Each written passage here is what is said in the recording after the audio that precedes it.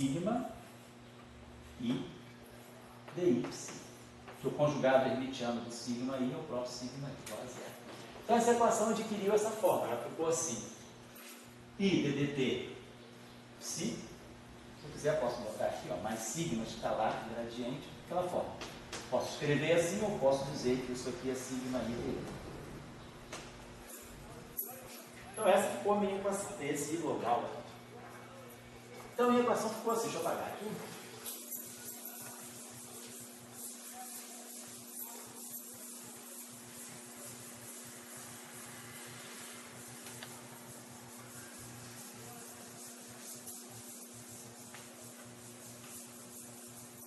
Então, agora a gente pode abolir esse risco se a gente quiser. Ficou basicamente isso aqui, ó, ddt psi mais A é um parâmetro real, sigma, escalar gradiente, atuando em psi igual a zero. Nós já sabemos o que é isso aqui. Essa equação aqui ela é assim, ó, ddt do psi 1, ddt do psi 2. Isso aqui é uma equação matricial, com dois componentes. Mais A.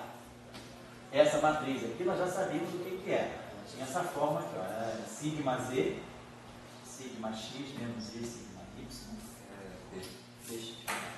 dx menos i dy, dx mais i dy, menos sigma z. Isso aqui atuando no psi 1, psi 2. Essa primeira equação ela ficou ddt, então a gente pode escrever componente a componente, se quiser. Podemos escrever essa primeira componente dessa equação, ddt do psi 1 mais A. É sigma z ou Derronde z? Oi? Ali na matriz, na matriz. É Derronde z, né? Assim, obrigado. Ah, só não teria sentido. Não teria sentido. Então ficou mais A, ddz do psi 1 mais A, dx menos i dy do psi 2 igual a zero. E depois a outra equação fica ddt do psi 2 mais A dx mais i dy do psi 1 menos dz do psi 2 igual a zero. Então são as equações de campo que a gente obtém para a componente psi1 do campo psi e para a componente psi2 do campo psi. Essas equações aqui, tá? De forma aberta, né? Vamos trabalhar com essa equação como ela está ali. Vamos pegar essa equação e colocar desse modo aqui, ó, ddt, expressar essa equação assim. Ddt, quer dizer, aqui na verdade eu tenho a matriz identidade vezes ddt mais A sigma escalar gradiente atuando em psi igual a zero. Posso escrever? Só que eu botei assim, só para vocês verem como é que essas equações na verdade ficam, né? Tem uma equação derivada temporal do psi 1, depende dessas derivadas espaciais, e a derivada temporal do psi 2 depende dessas derivadas espaciais. A equação ficou dessa forma. Mas vamos colocar a equação em forma concisa, que é essa forma aqui. Matriz identidade vezes ddt, e aqui assim. Muito bem. Se eu agora pegar essa operação e fizer a seguinte coisa, aplicar desse lado da equação, isso aqui é uma equação matricial. Se eu botar esse operador aqui de intruso, identidade vezes ddt menos A sigma escalar gradiente. Então eu tenho, a minha equação é essa, de forma matricial. Agora eu estou fazendo uma operação, fazer uma interação com essa, eu vou dar um intervalo daqui a pouquinho, tá? Com essa equação, que seria isso aqui, ó. Apliquei esse operador aqui. Aqui. Ó, esse operador aqui vai ficar 1 vai ficar identidade vezes identidade da identidade. ddt da ddt ao quadrado. Esse aqui, com esse aqui vão se cancelar. Esse operador batendo aqui, ddt comum, quer dizer, eu tenho ddt atuando nisso, menos isso aqui atuando no ddt. Como a derivada temporal comuta com as derivadas espaciais, esses dois termos se cancelam. E vai sobrar para nós aqui esse termo aqui, menos A2 sigma escalar gradiente, psi igual a zero. A equação continua assim. Eu simplesmente apliquei aquele operador, que é o inverso, que tem um sinal menos em relação a esse.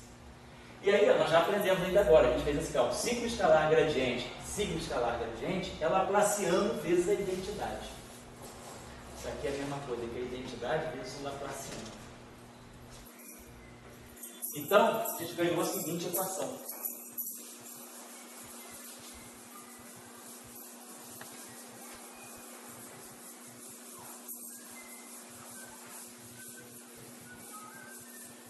A gente ganhou essa equação aqui. É a equação da onda, né?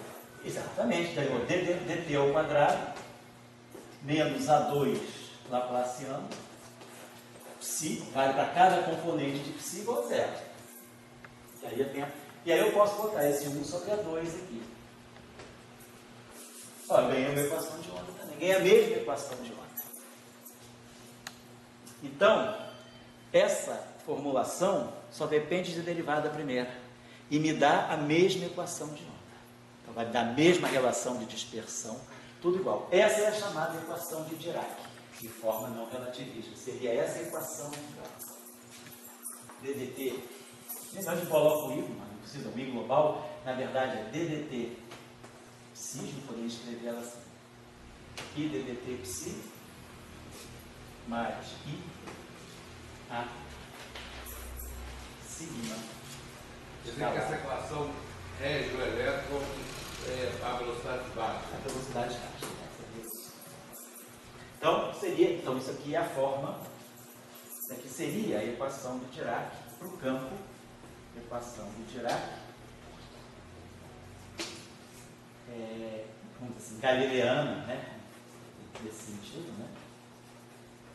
Notação galileana entre aspas, né? Para o campo espinorial.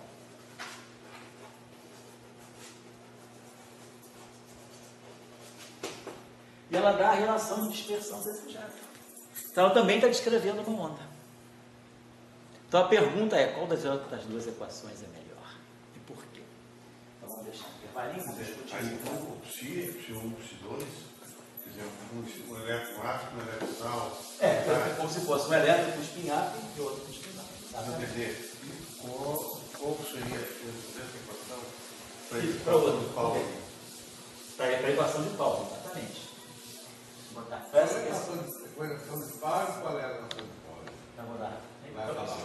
Vou falar. Então isso aqui é como se fosse assim, um psi A, um psi não. Se a gente quiser interpretar as duas componentes psi alfa, psi 1 e psi 2, seria isso, né? Porque justamente sigma z atuando em psi vai dar psi A menos psi não. Ou seja, esse sigma z, né, é como se eu tivesse essa regra, sigma z atuando nesse psi aqui, que é esse aqui, quer dizer, psi 1, é como se eu tivesse assim, ó, sigma z 1, 0 é 1, 0. E sigma z 0, 1 é menos 0, 1. Então, esse cara corresponde a alto valor mais 1 do sigma z, e esse cara corresponde a alto valor menos 1 do sigma z, como se fosse o psi A e o psi não. Então, são as duas componentes do psi. Depois eu vou falar da equação de Paulo. Então, essa é uma equação que eu poderia escrever, tipo uma equação de Dirac, nesse nível. Então, o lagrangiano, então, como nós vimos, é um lagrangiano não quadrático, é um lagrangiano linear nas derivadas. Então, a expressão era essa, I psi Dagger DDT psi mais I A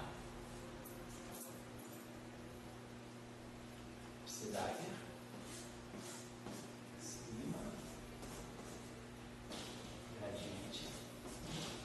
A gente podia propor esse lagrangiano para esse campo fermiônico e chegar naquela equação de campo, nessa equação aqui, tipo equação de Dirac,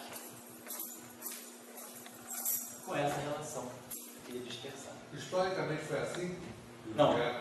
Eu vou fazer o meu curso como ele derivou. Mas é nesse curso. Nesse curso. Não é nem como está nos livros também, não é? Como ele derivou que ele contou para a gente. Tá certo? Eu vou fazer isso na aula, quando a gente fizer campos relativísticos, essa equação de Girard. Muito bem. Agora a questão é, qual dos dois é melhor? Faz sentido perguntar isso? Os dois serem iguais ou tem uma preferência por um ou por outro? Se tiver uma preferência, qual é o critério para estabelecer a escolha? Então, são 4 e 10, a gente se une às 4 e 20, que aí a gente termina 5 e 15, 5 e 15. O que eu vou fazer nessa questão é a fisicidade da relação de dispersão. Certo. Quer dizer, os dois estão dando a mesma equação de onda e, portanto, a mesma relação de dispersão. Assim, quer dizer, porque, vamos dizer, a relação de dispersão ela é a coisa mais fundamental que a gente tem. É o que ela vai descrever como onda se propaga. O produto final de tudo, a gente vai ali na relação de dispersão. Dali você vai tirar a velocidade de grupo, que é importante, tem a velocidade de fase, a velocidade de grupo, sai tudo da equação da relação de dispersão. Então ela é fundamental. É a lei de Newton das ondas, é a relação de dispersão. Agora, tem um elemento a mais nisso tudo. Que aparece nas xícaras do cafezinho, né? É a relação de dispersão. Aí agora a pergunta é, qual é o outro elemento físico que está oculto nessa discussão, que talvez seja o parâmetro de definição de qual escolha é a melhor? É uma coisa chamada grau de liberdade. No sistema físico tem que ter um certo número de graus de liberdade. Uma equação de segunda ordem e uma equação de primeira ordem na derivada, elas diferem drasticamente na contagem dos graus de liberdade. Então isso vai ser decisivo para a gente daqui a pouco vai discutir isso. O critério que a gente vai usar, qual é melhor? É a formulação com derivadas ao quadrado, igual ao campo escalar, que o campo fermiônico fica igual ao campo escalar, ou eu tenho uma equação, uma outra maneira que é melhor usar a derivada primeira. Por quê? Tem uma questão no jogo, que é a questão dos graus de liberdade. Vamos discutir isso aqui. 10 minutinhos a gente está de volta, certo?